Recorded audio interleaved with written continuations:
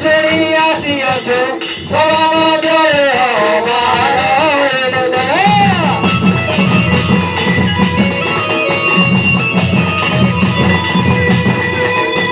कंधमाल जिला एक आदिवासी हरिजन बहुल जिला अटे।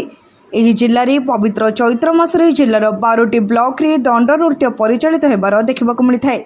ଏଥିମଧ୍ୟରୁ ଫିରିଙ୍ଗିଆ ବ୍ଲକ ଡିମିରିଗୁଡ଼ା ମା ପିତବାଲି ମା ରୁଦ୍ରକାଳୀ ଦଣ୍ଡ ନୃତ୍ୟ ଅନ୍ୟତମ। ଏହି ଦଣ୍ଡର ବିଶେଷତା କି ଯେ ଏହିଠାରେ ସମସ୍ତେ ଗୁହାରିଆ ଓ ଭକ୍ତମାନଙ୍କ କହିବା କଥା ମାଙ୍କ ମହିମା କରୁଣା ସଦାସର୍ବଦା ଭକ୍ତଙ୍କ ପ୍ରତି ଅଗାଢ଼ ହୋଇ ରହିଥାଏ। ମା ପିତବାଲି ଆବାହନ କାଳରୁ ଏହି ଗ୍ରାମରେ ନିଜେ ଆବିର୍ଭାବ ହୋଇଥିଲେ। ଏହି ଦଣ୍ଡ ନୃତ୍ୟ 1863 ମସିହାରୁ ଏହି ଗ୍ରାମରେ ଆବିର୍ଭାବ ହେବାର ଇତିହାସ ରହିଅଛି। ମା ସଦାସର୍ବଦା ନିଜ ଭକ୍ତଙ୍କ ପାଇଁ ଚିନ୍ତିତ ଥିବା କଥା ଦେଖିବାକୁ ମିଳିଛି। ମନ୍ଦିର ପୂଜକ ପାଟଢୁଲିଆ ଶ୍ରୀ ଶମ୍ଭୁ ଦିଗାଲ ମା 1917 ମସିହାରେ ମଧ୍ୟରାତ୍ରିରେ ନିଜ ଭକ୍ତଙ୍କର ଓ ଗ୍ରାମର ସମସ୍ତ ଜନସାଧାରଣଙ୍କର ଧନଜୀବନ ସୁରକ୍ଷା ଦେବା ପାଇଁ ରାତ୍ରରେ ନିଜ ମନ୍ଦିରରୁ ବାହାରି ଗ୍ରାମ ମଧ୍ୟରେ ବୁଲିବାର ପ୍ରମାଣ ସଦୃଶ ମାଙ୍କ ରକ୍ତ ପାଦଚିହ୍ନ ମନ୍ଦିରରୁ ଗ୍ରାମ ମଧ୍ୟରେ ଥିବା ଦେଖିବାକୁ ମିଳିଥିଲା। ଏହି ଦଣ୍ଡରେ ମାଙ୍କ ଯଥେଷ୍ଟ କୃପା ଭକ୍ତ ଲାଭ କରିଥିବାରୁ ଗୁହାରିଆ ସଂଖ୍ୟା 500ରୁ ଅଧିକ ଥିବା ଦେଖିବାକୁ ମିଳିଛି। ଏହି ଦଣ୍ଡ ନୃତ୍ୟର ଅଧିକାରୀ ଭାବରେ ରମେଶ ଚନ୍ଦ୍ର ଭୁକ୍ତା କାର୍ଯ୍ୟ ତୁଲାଇଥିବା ବେଳେ ବ୍ୟବସ୍ଥା ପ୍ରମୁଖ ଭାବରେ ଶ୍ରୀପ୍ରସାଦ ଭୁକ୍ତା ଦେହୁରୀ, ବାଲ୍ମୀକି ଭୁକ୍ତା, ପାଟଭୁକ୍ତା, ଶରଦ ବଗାର ଦଣ୍ଡଟିକୁ ପରିଚାଳନା କରୁଛନ୍ତି। ଫୁଲବାଣୀ ସହର এই যে নিশ্বাস কলেজ পাখে কন্ধমাল জেলার বহু চর্চিত যে কি মা পিতাবলী এবং রুদ্রকালী দণ্ড আজ ফুলবাড়ি প্রবেশ করেছেন।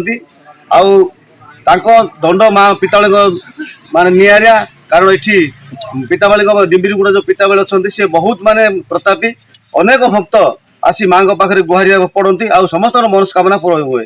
আসন্তু আজ দণ্ডর যে অনেক অধিকারী পূজারী পাটডুলিয়া সমস্ত বুঝি দেখা প্রকৃতরে মাঙ্কর কଣ রয়েছে যেহেতু এতে প্রকার ভক্ত মাঙ্কর দণ্ডরে বুলুচ্ছেন। আসন্তু বুঝিবা আমি তাঙ্কর যে কর্মকর্তা অনেক যে কি পাটভুক্তা অনেক এবং অধিকারী অনেক কিଏ ପାଟଢୁଲିଆ ଅଛନ୍ତି ସମସ୍ତଙ୍କୁ ଆଜି ଆମେ ମାଙ୍କର ବିଷୟରେ ପଚାରିବୁ। ଆମର ମା ପିତାବଳୀ ଠାକୁରାଣୀଙ୍କର ଯେଉଁ ଭକ୍ତମାନଙ୍କ ପ୍ରତି ଯେଉଁ ଆଶୀର୍ବାଦ ରହିଛି ଯିଏ ଯାହା ମନସ୍କାମନା ପାଇଁ ଦାବି କରୁଛି ତାର ମନସ୍କାମନା ପୂରଣ ହେଉଛି। ଯେକୌଣସି ଭଲ ମନ୍ଦ ସୁଖ ଦୁଃଖରେ ସେ ଆମ ଏଣ୍ଟର ଏରିଆକୁ ନେଇକରି ସିଏ ମା ଭଳିଆ ସମସ୍ତଙ୍କର ସୁଖ ଦୁଃଖର ସାଥୀ ହେଇକି ଅଛି। ଆଉ ଆପଣମାନେ ତ ଜାଣିଥିବେ 2017 ମସିହାରେ ରକ୍ତପାତ ଚିହ୍ନ ଦେଇକି ଯେଉଁ ସମସ୍ତଙ୍କୁ ଯେଉଁ ଦର୍ଶନ କରିଥିଲେ ତାହା ପୁରା ଆମ ଜିଲ୍ଲା କ'ଣ ଓଡ଼ିଶା ସାରା ସମସ୍ତଙ୍କୁ ଚହଳ ପକାଇଛି। ଏଇଟା ଏଠି ସେଥିପାଇଁ ନିଆରା ଭାବରେ ଆମର ଏଠି ସ୍ୱତନ୍ତ୍ର ଏଠାରେ ଅନେକ ଗୁହାରିଆ ମାନେ ଗୁହାରି ପଡ଼ନ୍ତି ଏବଂ ମାଆଙ୍କର ଅନେକ ଆଶୀର୍ବାଦ ଲାଭ କରି ପୁତ୍ର ସନ୍ତାନ ଯାହାର ବି ପୁତ୍ର ସନ୍ତାନ ହେଉନଥାଏ ସେମାନେ ବି ପୁତ୍ର ଲାଭ କରନ୍ତି। ଏହା ହିଁ ତାଙ୍କର ବିଶେଷତ୍ୱ। ଏବଂ ସମସ୍ତ ଭକ୍ତମାନେ ତାକୁ ଭରସା କରିକି ଯାହା ମନସ୍କାମନା କରୁଛନ୍ତି ତାହା ପୂରଣ ହେଉଛି।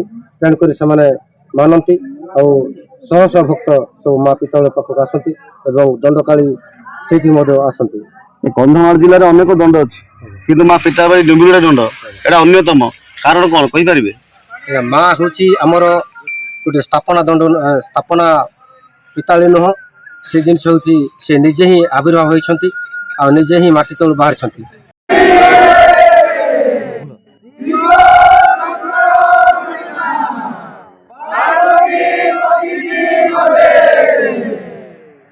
कंधमाल फुलबाणी दारुण बेहेरा रिपोर्ट तीर्थक्षेत्र लाइव।